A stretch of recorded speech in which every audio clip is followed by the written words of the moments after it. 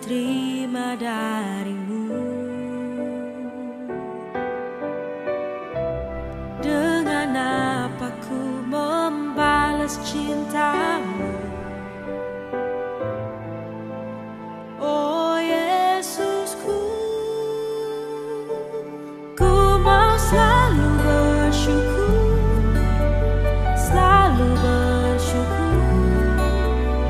Kau Tuhan yang setia, yang selalu menopang. Ku mau selalu bersyukur, selalu bersyukur. Kau Bapakku yang setia.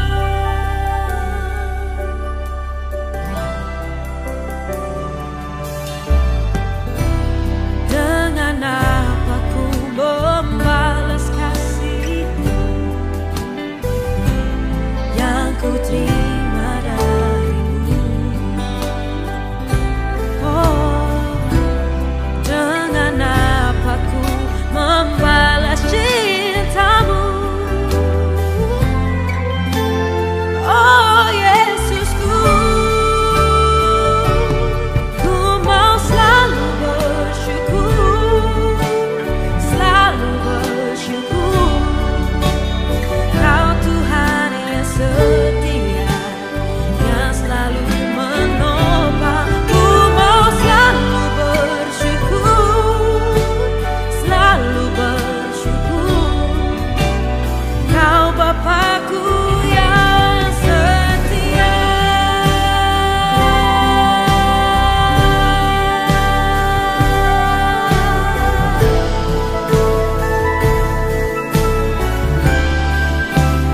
Ku mau selalu bersyukur, selalu bersyukur. Kau Tuhan yang setia, yang selalu menopang. Ku mau selalu bersyukur, selalu bersyukur. Kau Bapakku yang setia. Selalu bersyukur, selalu bersyukur. Kau Tuhan yang setia, yang selalu menopang. Ku mau selalu bersyukur, selalu bersyukur. Kau Bapakku yang setia, Kau Bapakku yang setia.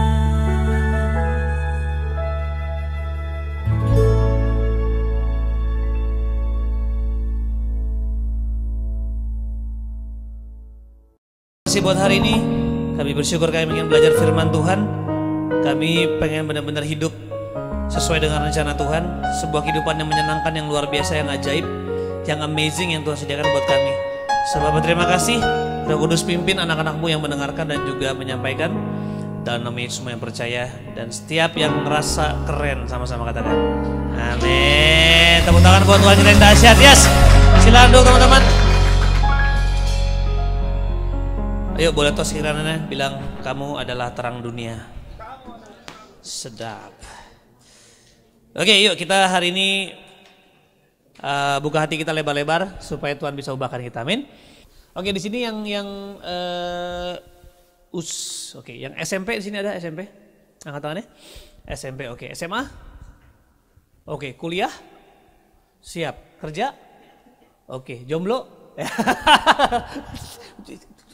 Kamu jomblo harus bahagia dong ya, lebih baik jomblo punya kepastian daripada punya pacar nggak pasti. Oke, Yohanes 10. Kita baca sama-sama yuk, 1, 2, 3. Pencuri datang hanya untuk mencuri dan membunuh dan membinasakan. Aku datang supaya mereka mempunyai hidup dan mempunyai dalam segala kelimpahan. Oke, first point. Kalau kamu hidup tanpa Tuhan, kamu pasti dicuri. Bilang dicuri. Ya, bukan masalah dicuri pacar, dicuri jadi jomblo, dicuri orang tua dan no. Dicuri sesuatu yang paling berharga dari hidup kamu, yaitu kehidupan. Banyak orang hidup tapi gak hidup. Itu kayak zombie, udah zombie, jomblo, kasihan ya, kasihan. If you don't have life, maka kamu akan terus-terus dicuri, gak ada sukacita, gak ada damai sejahtera, gak ada pengharapan. Gak heran anak zaman sekarang itu tinggi sekali tingkat bunuh diri. Kenapa? Karena hal ini teman-teman ya. Pencuri datang mencuri, membunuh, membinasakan. Nah, lu pikir orang bunuh diri langsung bunuh diri? Enggak. Pasti dicuri dulu. Nah, iblis akan mencuri sesuatu yang lu gak jaga baik. Nggak mungkin kalau rumah pakai gembok, dahsyat, dijaga baik-baik, security ada 18, Ambon semua ya kan. Lah nggak mungkin ada yang bisa. Nggak mungkin. Artinya kalau sesuatu dicuri itu nggak ada yang jaga. Nah teman-teman, kita nggak perlu uang banyak untuk jaga hidup lu. Lu nggak perlu ada pacar buat jaga hidup lu. Bahkan lu nggak perlu kepastian bahwa orang tua mengasihi lu untuk jaga hidup lu. Nggak ada satupun yang bisa jaga hidup lu secara pasti selain Tuhan. Gue pernah coba temenan mafia-mafia, temenan sama gangster, artis-artis. Makanya gue berusaha jadi nakal. Ingat, gak ada manusia jahat, gak ada manusia nakal. Yang ada cuman sok-sok mau jadi nakal, sok-sok jadi jahat. Karena semua kita diciptakan serupa segambar dengan Tuhan, dengan Allah. Gak ada orang jahat. Yang ada cuman kehilangan kehidupan, jadi jahat. Nah makanya teman-teman, gue coba mainan, gue coba jadi beken, gue coba ikut teman-teman sama artis, gue pakai narkoba, gue ngelakuin aja semua yang orang-orang bilang keren, itu gue lakuin. Sampai gue jadi bandar, SMP diskors, SMA di drop out, kuliah di drop out, gue pernah masuk penjara dan sebagainya. Gue pikir keren, tapi enggak ada kehidupan. Gak ada kehidupan, cuman sosok keren aja, baju keren, luarnya kan keren, dalamnya kosong kayak kuburan. Luarnya bagus, dihiasin. Bahkan kalau kuburan orang Batak tuh ya, dia itu punya kuburan itu udah kayak rumah gede. Nah teman-teman, tapi ya gue gak punya apa-apa. Dicuri terus. Masa depan gue dibunuh, dibinasakan. Tapi ini yang menarik. Ketika gue di drop out dari kuliah, gue punya mimpi jadi dokter gigi. Tapi gara-gara masuk penjara, keluar, gue kehilangan mimpi gue. Dokter gigi gue di drop out. Bahkan hari itu pun gue ngerasa gue gak punya kehidupan. Tapi ini dia, ketika gue bertemu dengan Yesus, bayangin semua udah hilang. Terus gue umur 22 tahun gue harus menikah. Ya karena kesalahan yang gue buat. Tapi sekali lagi gue gak mau cerita hari ini terlalu panjang. Ya, memang gue harus cepat menikah karena pacar gue hamil. Ya tapi memang basically kita punya rencana sebenarnya jauh. Tapi karena kesalahan itu harus dipercepat dan gue gak siap. Umur 22 tahun harus kerja, ngurus keluarga. Abis.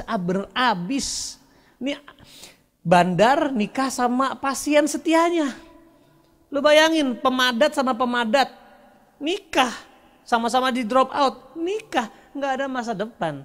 Pencuri, mencuri, membunuh, membinasakan. Tapi dia bilang gini, tapi aku datang, bilang aku datang. Pacar boleh gak datang, pastiin Yesus datang ke hidup lo. Yesus datang memberikan hidup dan memberikan hidup dalam segala. Gue kehilangan semua, tapi pas gue nemuin Yesus, gue seakan-akan kayak mendapatkan segalanya. Tuhan kembalin berkali-kali lipat. Jadi gue datang dari orang yang sudah merasakan kegelapan. Gue gak tahu udah mentok atau belum, tapi gue ngerasa gue udah mentok. Udah gak ada yang lebih nikmat. Nah kalau gue udah mentok, gue balik. Kalau lu sampai coba-coba kesana, bolot. Gak perlu lagi kesana guys, gak ada apa-apa. Dan Tuhan bilang, aku memberikan kamu hidup, itu yang pertama. Yang kedua, hidup dalam segala kelimpahan. Berapa banyak dari kita hidup untuk survive? Kenapa mau sekolah? Ya gue mau dapat ranking. Kenapa? Biar kuliah terbaik. Kenapa terbaik? Biar kerja. Kenapa kerja? Biar dapat duit banyak. Terus? Ya kalau gue dapat duit banyak kan gue bisa aman. Oh lu berarti hidup buat aman. Miskin sekali hidup saudara. Oh lu kenapa mau hidup? Ya karena gue mau kerja supaya gue gak miskin. Terus? Ya at least gue supaya aman. Berarti hidup kita untuk bertahan. Aduh kasihan banget. Itu menjadi hidup yang sah. Kenapa nikah? Karena semuanya nikah. Kenapa nikah? Gak tahan. Ya Kenapa nikah? Daripada dosa. Iya. Kenapa pacaran? Takut dibilang jomblo. Kenapa nikah? Takut kesepian. Kenapa kaya? Takut miskin. Iya. Kenapa gereja? Takut neraka. Iya tuh. Men, ini dia. Kalian harus berbangga. Kalian anak Tuhan. Tapi yang tuh anak-anak Tuhan harusnya alami itu bukan hidup yang surviving mode. Tetapi hidup yang memerintah. Nah, Bang Radit berbicara sebagai orang yang sudah kehilangan semuanya. Tapi sekarang di usia 34 tahun. Gue punya 4 orang anak. Gue dibilang di pagi, kenapa 4 orang anak? Banyak. Beli di Tokopedia, diskon pakai OVO, cashback. But I have life.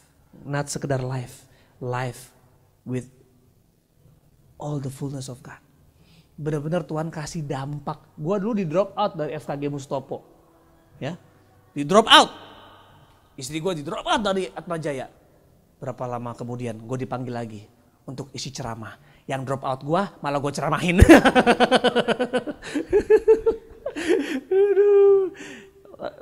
Hidup bisa berubah teman-teman. Pertanyaannya, kita mau gak hidup untuk buat agendanya dia? Kalau kita hidup buat agendanya dia, maka tugas dia memenuhi semua yang kita butuhin. Kalau kita hidup buat agenda kita, tugas kita sama tim lo yang metal-metal untuk penuhin hidup lo. Dan itu capek, makanya banyak orang kaya stres. Tapi Yesus beda. Yesus bilang gini, kamu miskin tapi memperkaya banyak orang. Gimana bisa miskin memperkaya banyak orang? Itu dia, artinya lo akan jadi orang yang penuh dengan kekayaan, tapi hati lo itu terus butuh Tuhan. Itu nih miskin dalam Tuhan.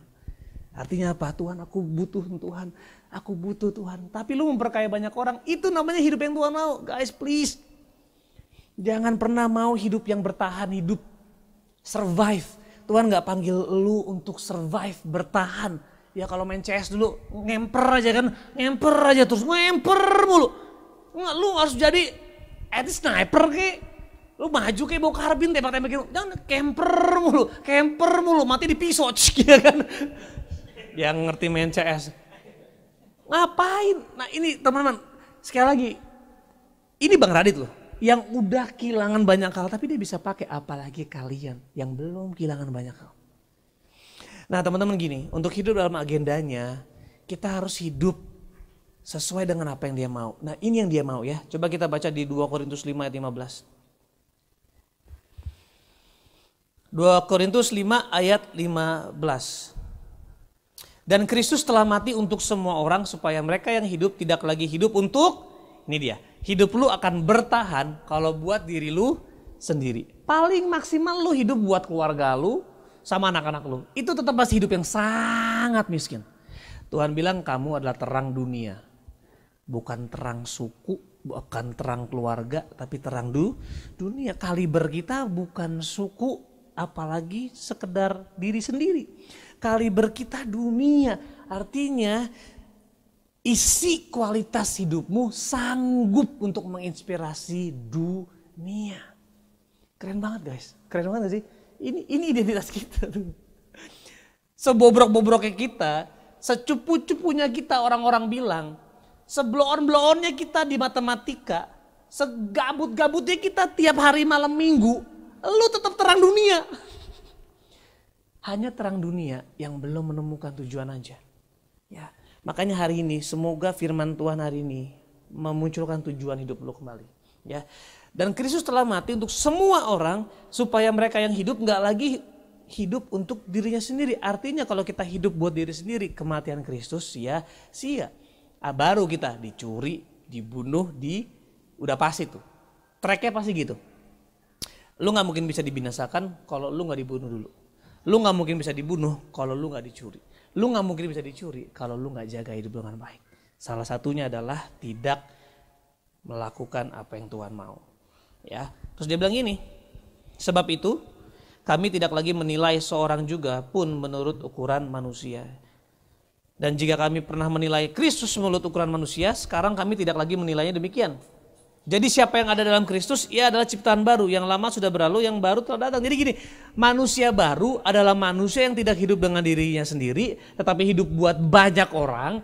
Untuk itu, karena kita dipanggil untuk jadi berkat, jadi terang buat dunia yang isinya banyak orang, kita harus stop menilai menurut ukuran manusia. Nah, tema kita hari ini adalah penerimaan, acceptance. You will fail to accept people if you fail to judge them according to his eyes. Kalau lu gagal menilai manusia, lu akan gagal menerima mereka. Makanya ketika kita gagal menerima orang, itu bukan karena orang itu begitu buruk, tapi karena judgementmu buruk. Yesus bisa menerima kita apa adanya. Kenapa? Karena dia adalah kasih. Amin. Makanya kalau kita benci sama orang, bukan salah orang itu. Bukan salah orang itu. Coba kita ngaca sama Tuhan. Kok Tuhan gak benci sama kita ya? Kita salibkan dia loh. Dia mati buat kita loh, menanggung dosa kita. Tapi kenapa dia gak pernah benci? Karena dia melihat kita berbeda. Dia gak pakai kacamata kebencian. Dia pakai kacamata kasih. Nah teman-teman, siapa di sini yang belum pernah menerima Yesus sebagai juru selamat, angkat tangannya? Gak apa-apa, kalau memang Kak sebenarnya belum sih. Lagi tahap, lagi proses, gak apa-apa, angkat tangan aja. Oke, ada satu. Sip, good. Nah, tetapi semua orang yang telah menerima secara pribadi, dia sudah jadi manusia baru, ya.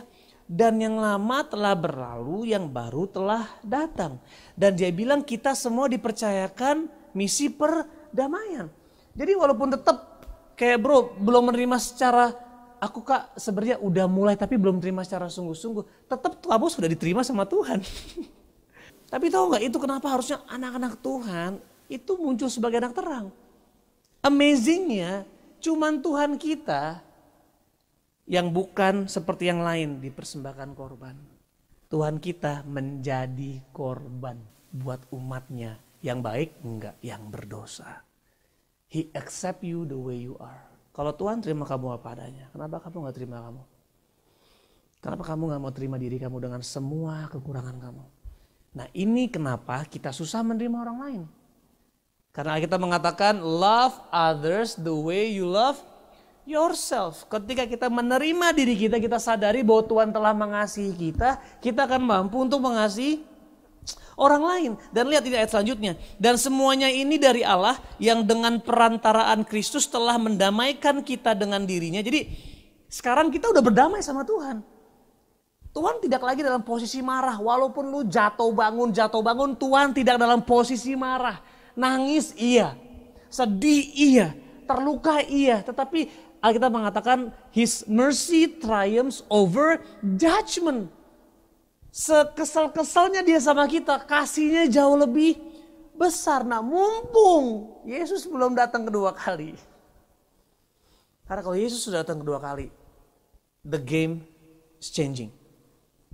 Itu udah hari penghakiman. Tapi ini waktu-waktu yang kita harus pakai untuk Tuhan, aku mau menerima Engkau, menerima kasih-Mu, menerima penerimaan-Mu. Tapi gak stop di situ. Aku juga mau mengasihi dan menerima orang lain. Dan dia bilang, yang telah mempercayakan pelayanan pendamaian itu kepada kami. Sebab Allah mendamaikan dunia dengan dirinya oleh Kristus dengan apa? Tidak memperhitungkan pelanggaran mereka. So guys, kalau lu masih mengatakan, aduh kan kemarin gue dosa, minggu lalu dosa, aduh gue gak layak nih, gue gak bisa pelayanan. Tuhan bilang dia gak hitung-hitung pelanggaran kita. Kalau Tuhan gak hitung, lu kenapa hitung-hitung? Itu yang bikin kita akhirnya gak menerima diri sendiri dan malas melayani orang lain. Diri kita aja kita terima, gimana mau mengasihi orang lain. Sebagai pertama-tama kita harus terima. Tuhan terima kasih buat cintamu. Lo tau gak gue tuh ketika merintis sebuah gereja 3 tahun lalu itu prosesnya sakit banget. Gue dihianati, gue benar-benar ditusuk dari belakang. Terus gue merasa kayak Tuhan seperti kayak meninggalkan dan sebagainya. Tapi satu waktu gue bilang, karena gue didukung sama teman-teman. Ayo Kak, Pastor, ayo kita bangun lagi dong. Kita rintis yang baru. Akhirnya gue ngerintis. Nah ini yang luar biasa teman-teman. Dalam keadaan gue gak sempurna loh. Dalam keadaan gue masih dalam proses lah ya. Tidak hidup dalam dosa, tapi ada proses di mana gue jatuh bangun dalam hal-hal tertentu secara emosional, secara hal-hal tertentu gue masih dalam proses. Tapi tetap Ini yang luar biasa ketika gue lagi ibadah pertama, itu gue lagi nangis banget sama Tuhan. Gue lagi penyembahan, gue nangis, terus Tuhan tanya, Radit kenapa kamu ada di sini? Dia tanya kayak gitu. Terus saya dengan nangis, saya bilang, Tuhan, because I love you so much. Jawaban Tuhan itu lebih hancur. Lebih bikin hati gue hancur. Dia bilang gini, Radit, tidak. Kamu bukan di sini karena kamu percaya sama aku. Gue bilang, Lord, because I believe in you, I love you. Tapi dia bilang gini, kamu di sini because I love you and I believe in you. Ini yang crazy guys. Iman kita sama Tuhan, percayalah, di tempat ini gak ada satupun yang 100%. Saya yakin.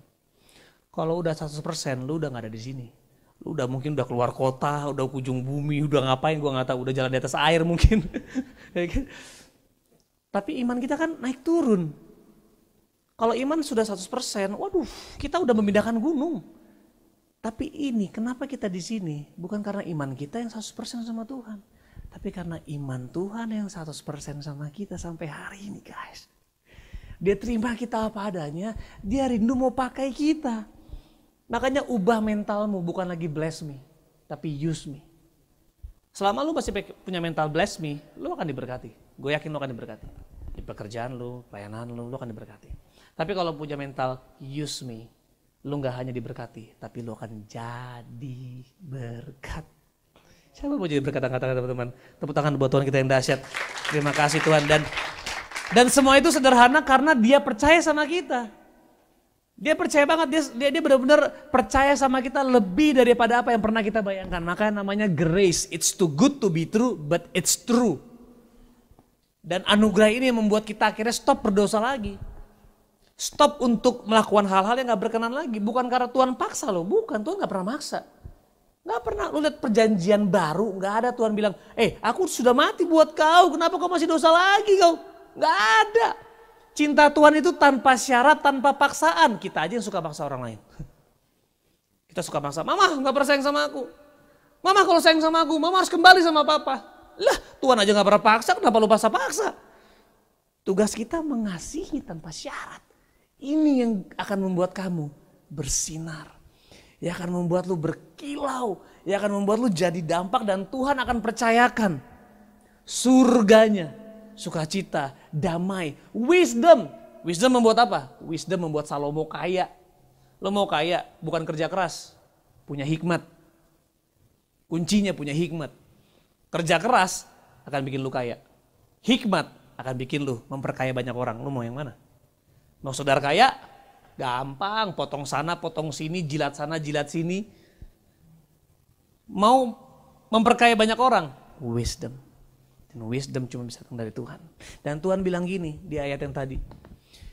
Ia telah mempercayakan berita pendamaian pada kami. Nah teman-teman, bisa gak dipercaya dengan pesan perdamaian? Dengan sifat atau attitude perdamaian.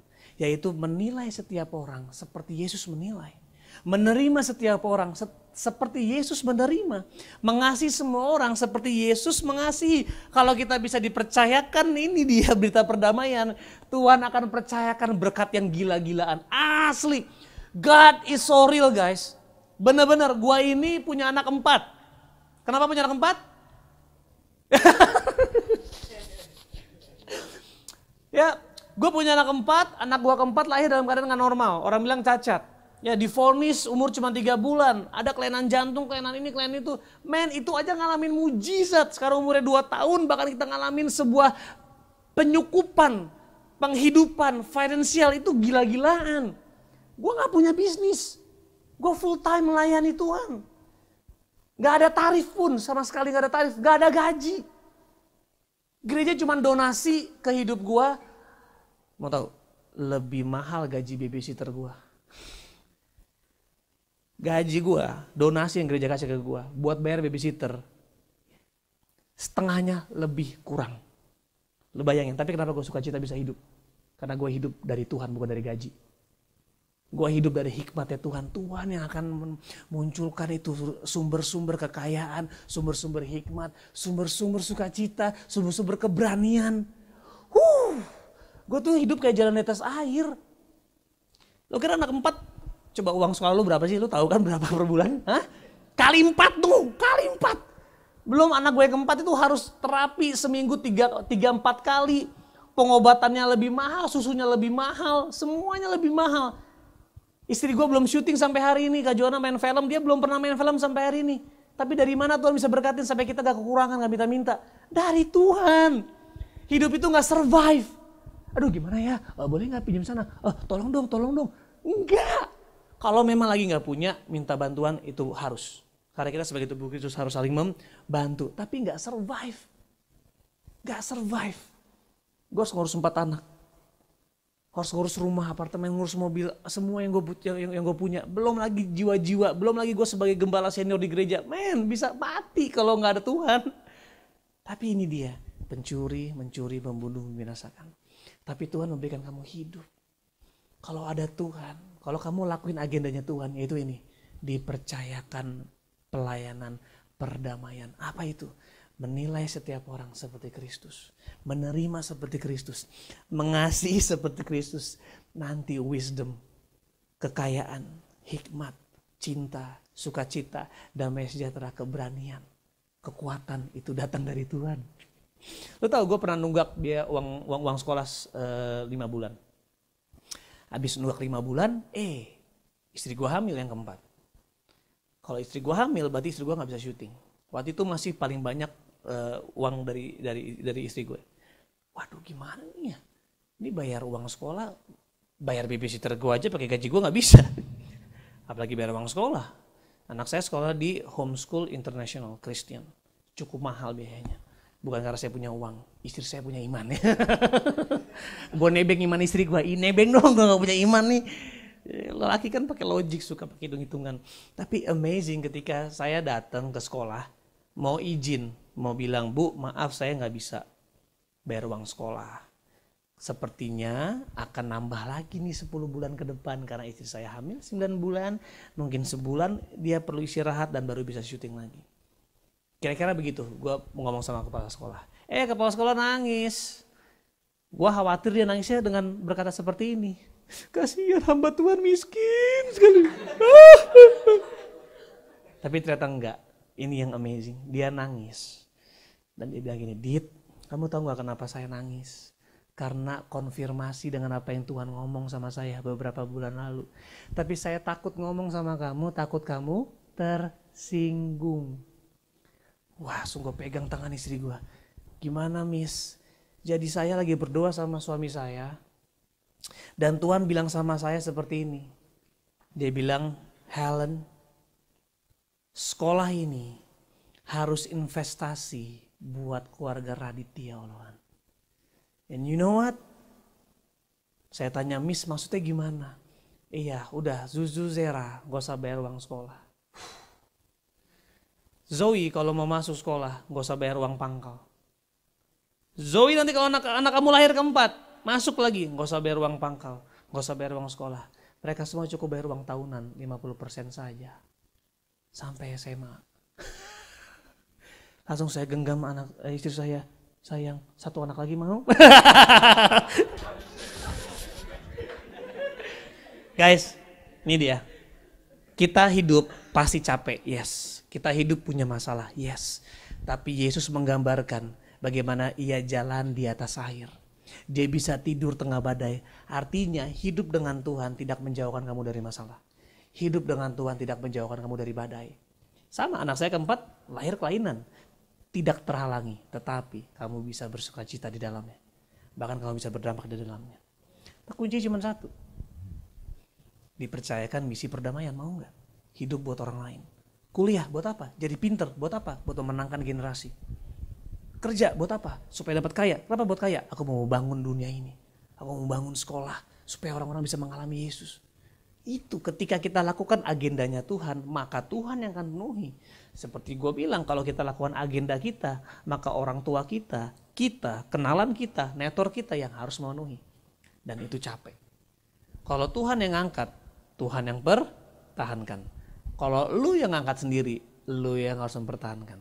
Kalau memang orang tua lu yang ngangkat lu, orang tua lu gak ada, lu akan drop. Kalau uang yang ngangkat lu, gak ada uang, lu drop. Kalau koneksi yang ngangkat lu, nggak ada koneksi, lu drop.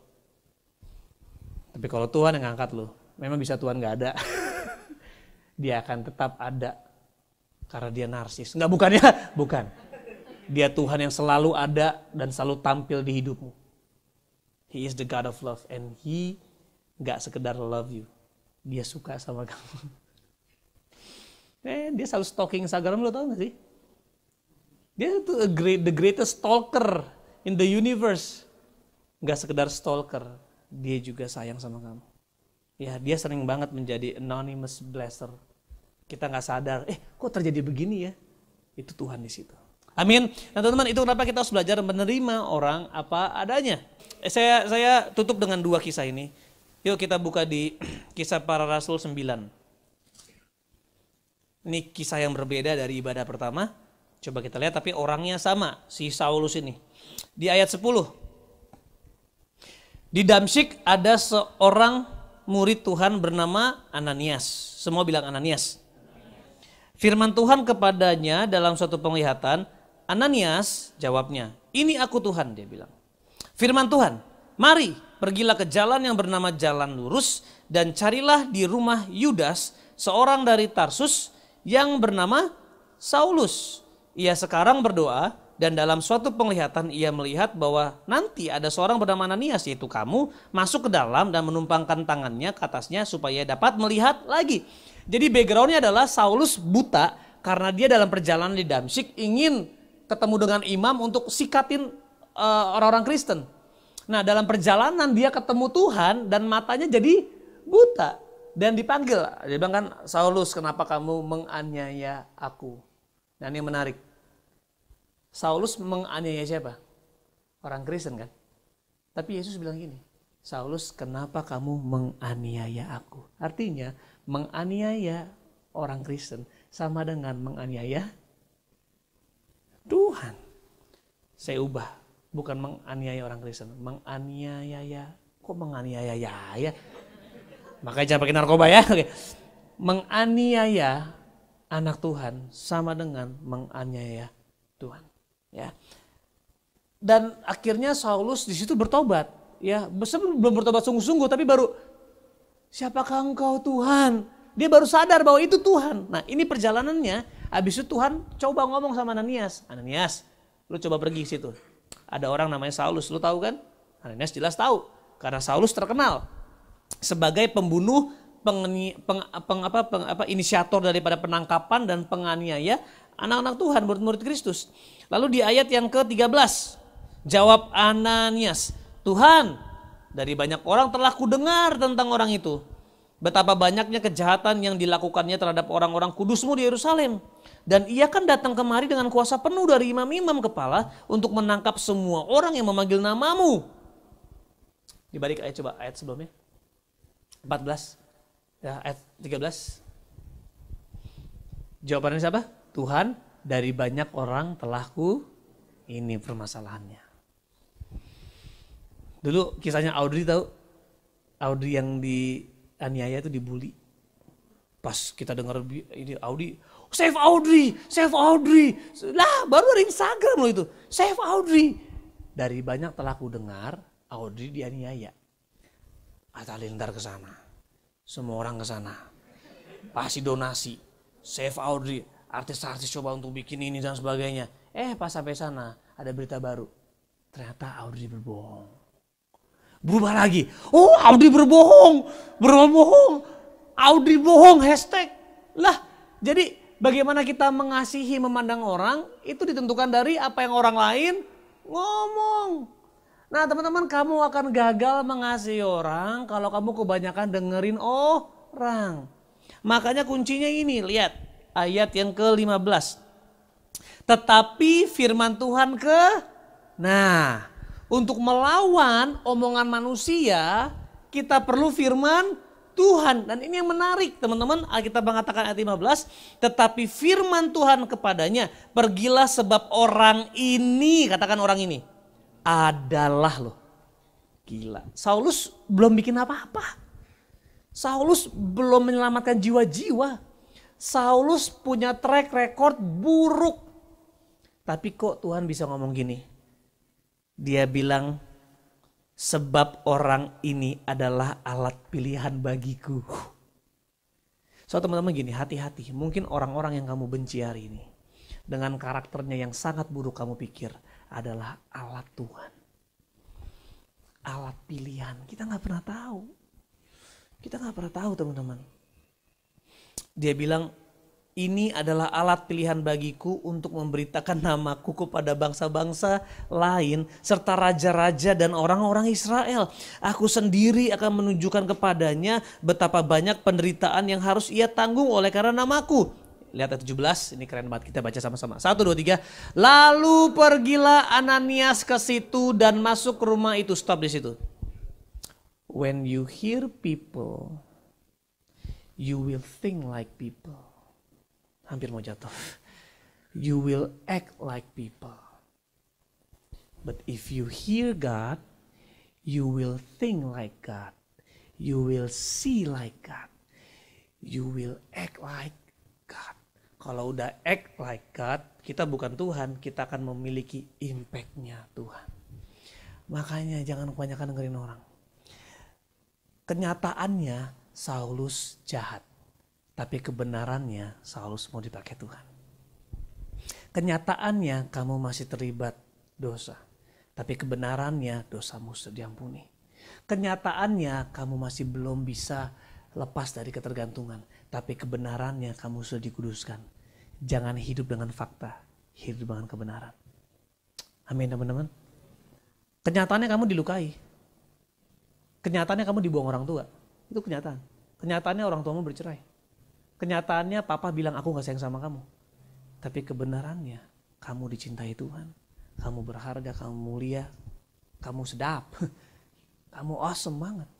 Makanya orang yang selalu khawatir, depresi, stres, dicuri, dibunuh, dibinasakan, itu orang yang hidup dengan fakta. Dan fakta sama dengan kebenaran yang paling rendah. Kebenaran yang paling tinggi tentang kita bukan fakta kita. Raditya Oloan di drop out, itu fakta betul. Raditya Oloan pecandu, betul. Raditya Oloan emosian, betul. Raditya Oloan ketergantungan, itu betul. Kebenarannya Raditya Oloan adalah diciptakan serupa dengan Tuhan. Kalau kita mau melihat setiap orang dari kebenarannya, kita gak mungkin gagal mengasihi. Itu kenapa Tuhan tidak gagal mengasihi kita. Kenapa? Dia gak lihat fakta kita. Dia lihat kebenaran kita. Sementara orang menghakimi kita, menilai kita karena masa lalu kita. Tapi Tuhan menilai kita dari masa depan kita. Dia tahu bahwa kita adalah terang-terang dunia. Terus dia bilang gini, lalu pergilah Ananias ke situ dan masuk ke rumah itu. Ia apa? Menumpangkan tangannya ke atas Saulus. Katanya apa? Saulus, you have to catch this. Saulus kan lagi buta, lagi melek. Buta. Kalau teman-teman bayangin, bayangin ya, ada orang yang lu gedek banget deh. Bayangin, entah itu memang melakukan kesalahan buat hidup lu, atau memang lu sebel di sosmed.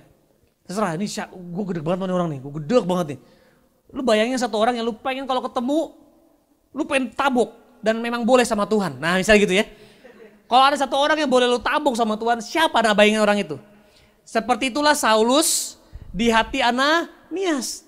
Tapi menariknya karena Ananias dibilang sama Tuhan, pergi. Karena dia alat pilihan. Karena dia hamba Tuhan. Dia dengar siapa? Tuhan. Kalau kamu hamba manusia, kamu dengar manusia. Pilih. Tapi Ananias memilih, aku hamba Tuhan, aku harus dengar Tuhan. Dia buka pintu, cekrik. Atau bel. Ding dong. Ding dong. Siapa itu? Sorry gue lagi buta, kata Saulus. Oh iya, gue lupa dia buta. Pas dia mau numpangin tangan kan, dia kan buta ya. Si anjir ini gue gaplok dulu aja kali ya. Ambil botol. Aduh, siapa tuh? Kan dia gak tahu. Betul gak? Tendang nih kayak kan menumpangkan tangan. Ya tumpang kaki kayak mampus lu. Lu bunuh temen gue lu. Kan dia gak tahu, siram air kayak, Instastory kayak. Tapi enggak, Ananias dia masuk karena dia dengar Tuhan. Dia berpikir seperti Tuhan. Dia melihat caranya Tuhan. Dia bilang gini, Saulus saudaraku. Apakah Saulus saudaranya? Bukan. Apakah, woi bro, bukan. Ini musuhnya. Bagaimana dia bisa menerima musuhnya dengan mengatakan Saulus saudaraku? Sederhana, dia dengar Tuhan. Dia berpikir seperti Tuhan. Dia melihat seperti Tuhan. Dan akhirnya dia bisa mengampuni seperti Tuhan mengampuni. Dan ini yang menarik, Saulus saudaraku, Tuhan Yesus telah menampakkan diri kepadamu. Ini sebenarnya kurang jujur ayatnya. Gue yakin begini dia ngomong, Saulus saudaraku, Tuhan Yesus. Tuhan Yesus telah, untung Tuhan Yesus tunjukin ke gue. Telah menampakkan diri kepadamu di jalan yang kau lalui. Telah menyuruh aku kepadamu supaya engkau dapat melihat lagi dan penuh Roh Kudus. Ayat selanjutnya. Dan seketika itu juga seolah-olah selaput gugur dari matanya sehingga ia dapat melihat lagi. Ia bangun lalu dibaptis. Siapa yang menyembuhkan Saulus? Ananias. Siapa Ananias? Orang yang paling dilukai. Jadi intinya gini. Kenapa dia, sebut namanya siapapun, melukai kamu? Kenapa orang itu yang menyakiti kamu, bukan orang lain? Kenapa harus orang itu yang menyakiti kamu, bukan yang lain? Sederhana, itu sama seperti kamu lagi dipilih jadi Ananias untuk bisa menumpangkan tangan kepada orang yang menyakiti kamu. Dan kamu bilang, aku terluka sama kamu, aku jujur sakit banget kamu begitu. But I want to love you like Jesus loved me. Bless you. Dan Alkitab mengatakan orang yang paling disakiti punya kekuatan paling besar untuk bisa memberkati. Saulus cuman bisa sembuh oleh orang yang sudah terluka banget sama Saulus. Yaitu siapa? Ananias. Marganya Panggabean, Ananias Panggabean ini kayak saya. So teman-teman, mungkin hari ini papamu kenapa marah-marah mulu di rumah? Kenapa papamu hari ini selalu mungkin main perempuan? Kenapa papamu hari ini suka mabok-mabokan? Kenapa mamamu gak pulang-pulang? Mungkin karena lagi buta. Kalau kamu komplain, ingetin kesalahannya, itu bukan yang Tuhan lakukan. Yang Tuhan lakukan, dia lupakan kesalahannya, gak hitung-hitung kesalahannya, Tuhan malah memberkati. Makanya perempuan berdosa, dia bilang, hey, siapa yang gak berdosa boleh lempar batu. Pertanyaannya, apakah Yesus berdosa? Yesus boleh lempar batu gak? Boleh. Siapa yang gak berdosa boleh lempar perempuan hina ini, perempuan berzina ini. Terus orang-orang itu, imam-imam pada lepas. Tapi Yesus kan gak berdosa, dia boleh loh. Tapi dia bilang, saya gak berdosa, saya boleh lempar kamu. Saya boleh hakimi kamu, tapi saya memilih untuk mengasihi kamu. Dia bilang pergi, gak ada yang menghakimi kamu. Tapi jangan berdosa, dosa lagi. So teman-teman, ada satu kisah terakhir, saya mau tutup dengan ini. Ini salah satu anak rohani yang kami bimbing, namanya Atioso. Dia adalah drummernya Petra Siombing. Ya, tahu Petra Siombing ya? Yang bibirnya gini? Nah, bukan. Itu Petra Sumbing. Dia ya tukang mabok, hidupnya begitulah, anak musik. Nah satu waktu kami ajak dia pelayanan. Karena saya selalu tertarik sama orang-orang yang enggak di dalam gereja. Saya tertarik sama orang-orang yang di luar sana. Kenapa saya pengen buktiin bahwa Yesus itu nyata. Ya, akhirnya betul saya suruh dia pelayanan, dia datang dengan timnya. Setiap habis pelayanan pasti ke tangga darurat, ngerokok, nggak pernah dengar khotbah. Tapi kita terus datang dengan tim. Yuk datang yuk, ikut dong khotbahnya. Gue ngerasa nggak layak dan oke begitulah. Akhirnya mulai kita bimbing. Satu waktu ya hidupnya masih begitu-begitu aja. Ya, ini bukan KKR altar call ya. Ini lagi kena alkohol, bukan altar call ya. Lagi mabok. Nah satu waktu hidupnya berantakan sampai dia kena penyakit yang menyerang atau imunnya. Boleh next slide. Dia kena penyakit yang menyerang atau imun dari 150.000 menjadi 3.000, itu udah parah banget. Selalu mimisan dari hidung, dari mulut. Lalu mengalami pengeroposan tulang. Dan kalau pengeroposan tulang itu gak bisa pulih. Ya begitu aja tulangnya. Ya. Nah terus dia harus minum obat selama seumur hidup. Nah ada dua hal, dia tanya pertama, dok kalau saya nggak minum obat gimana? Dokter bilang pasien sebelumnya nggak minum obat, dia stop obatnya, dia meninggal, seorang perempuan. Lalu yang kedua, kalau saya keluar dari rumah sakit gimana? Ya nggak apa-apa, asal kamu benar-benar rawat jalan, dijaga hidupnya. Tetapi kamu harus tantangan karena rumah sakit tidak menjamin. Artinya kalau ada apa-apa dengan kamu tanggung jawab sendiri. Dia tantangan. Karena seorang musisi kan, nggak tahan di rumah sakit.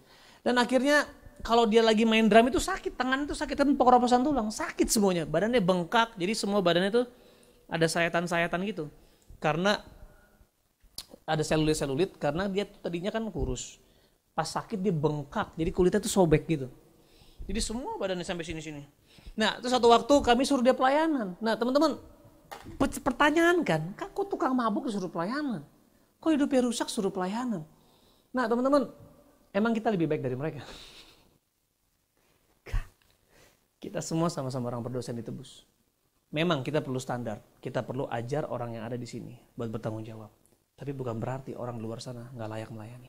Akhirnya dia melayani dengan satu pemikiran, at least lu mati lagi pelayanan yuk. Kan keren, lagi pelayanan. Kenapa yo mati? Lagi main drum buat muji Tuhan, lagi how it is our God. Wah keren kan? Ya kan? Akhirnya dia melayani, waktu itu di ibadah anak kecil. Dan waktu itu, Oyo ini beragama Katolik. Jadi dia bukan orang yang percaya sama kesembuhan.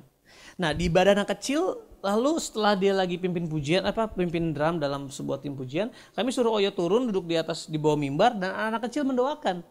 Ini anak saya, anak orang lain, 3 tahun, 4 tahun, 5 tahun sampai 6 tahun. Didoain, pegang sini, pegang sini, pegang sini, pegang sini, anak kecil kan. Om Oyo berdoa ya ketawa-ketawa anak-anak itu. Dan Oyo gak percaya sama kesembuhan. Tetapi karena dia merasa diterima, dia yang mengizinkan dirinya untuk didoain. Ini yang amazing, the power of acceptance. Nah abis itu Oyo udah pulang, dia gak ngerasain apa-apa. Tapi yang menarik, yang keren banget, beberapa hari setelah itu dia cek ke dokter. Dan ini dokter yang mutakhir karena papanya Oyo itu direktur Pertamina saat itu. Orang yang benar-benar punya puncak, papanya juga orang yang gak mungkin dokter sembarangan. Itu dokternya sampai terkejut karena pas dicek, itu tulangnya tumbuh sempurna. Tepuk tangan buat Tuhan dong, come on. Tulangnya itu sempurna, gak ada pengeroposan seperti tulang baru. Gila. Dan setelah itu Oyo sampai hari ini dia gak pernah minum obatnya. Dan dia gak mati sampai sekarang. Gak mati. Dan puji Tuhan Oyo sekarang menjadi worship pastor di gereja kami. Dimulai dari caur-cauran. Karena penerimaan selalu mengubahkan orang. Dan next slide, terakhir, akhirnya Oyo ini sekarang dipercayakan juga selain di gereja kami, dia juga punya pelayanan sendiri namanya Jakarta House of Prayer yang ada di Plaza Indonesia, dan mereka sekarang lagi bangun gedung sendiri. Di belakang Plaza Indonesia gedung sendiri 7 lantai untuk menara doa. Gila, dia bikin kelas-kelas, dia bikin kafe, pokoknya dia semua jadi life center. Anak muda kumpul di situ semua. Mau nyembah Tuhan, mau kafe, mau nongkrong, mau pakai narkoba. Oh enggak, bukan. Ya. Mau ngapain semua di sana, satu gedung, dan itu dia yang mimpin. Dia juga menjadi worship teacher, di mana gereja-gereja dari luar kota datang, seluruh Indonesia datang, dan dia yang ngajar. Kalau pas ada dulu Oyo, kita nggak terima dia, I don't know, mungkin ceritanya beda. Jadi teman-teman, saya mau melemparkan ini sama kalian. Mungkin hari ini orang-orang di sebelah kalian, itulah Oyo yang dulu. Tapi pertanyaannya, mau gak kamu jadi orang-orang yang menerima mereka? Karena mungkin mereka adalah pohon mangga yang masih berbentuk biji mangga. Banyak orang mau dipercayakan buah mangga. Banyak orang mau dipercayakan ladang pohon mangga. Tapi pertanyaannya, maukah kamu dipercayakan biji yang belum ada buahnya, belum ada batangnya, belum ada daunnya, cuman biji doang ini kecil. Dan kalau teman-teman mau dipercayakan biji, mungkin teman-teman kamu yang gak sempurna. Orang-orang sekeliling kamu yang banyak kesalahan. Tapi kalau kamu mau mengasihi seperti Kristus, menerima mereka, dan sama-sama hidup dalam firman, kamu lihat apa yang terjadi. Dan Tuhan akan penuhi semua yang kamu butuhkan. Bukan untuk survive, tapi untuk hidup berkelimpahan. Tepuk tangan buat Tuhan kita, yuk kita berdoa. Bapak terima kasih, aku berdoa, terima kasih Tuhan karena kasih-Mu kami ada hari ini. Karena penerimaan-Mu kami ada hari ini. Tuhan, aku bersyukur supaya anak-anakmu di tempat ini benar-benar bisa mengalami Tuhan. Dan betul-betul bisa mengalami cinta kasih Tuhan dan melepaskannya ke setiap orang-orang di sekeliling kami. Aku berdoa Tuhan, mulai dari tempat ini akan muncul Ananias baru. Akan muncul orang-orang yang bisa dipercayakan benih yang belum terlihat, yang belum teruji, yang belum ada buahnya, yang belum ada batangnya, yang belum ada daunnya. Tetapi ini adalah benih Tuhan yang akan bisa menjadi buah, bahkan pohon mangga yang menghasilkan buah yang begitu banyak. So Bapak, terima kasih. Dimuliakanlah namamu, datanglah kerajaanmu, jadilah kehendakmu di bumi seperti surga. Semua yang percaya dan siap mengasihi sama-sama katakan amin. God bless you guys.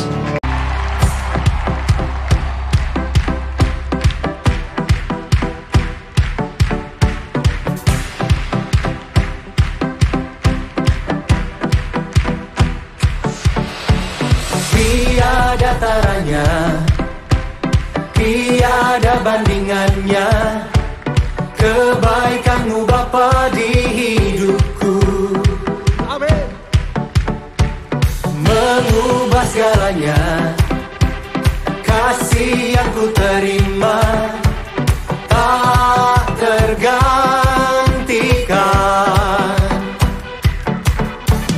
tak tergantikan.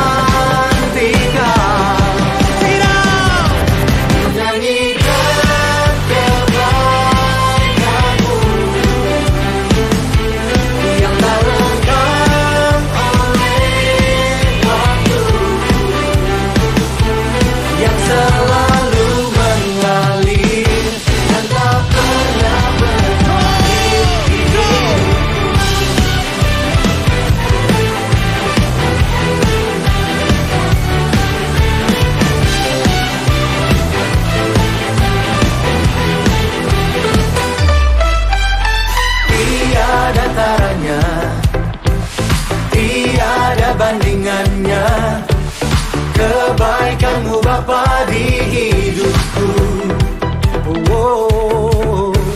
Mengubah segalanya, kasih yang ku terima tak tergantikan, tak tergantikan, tak tergantikan.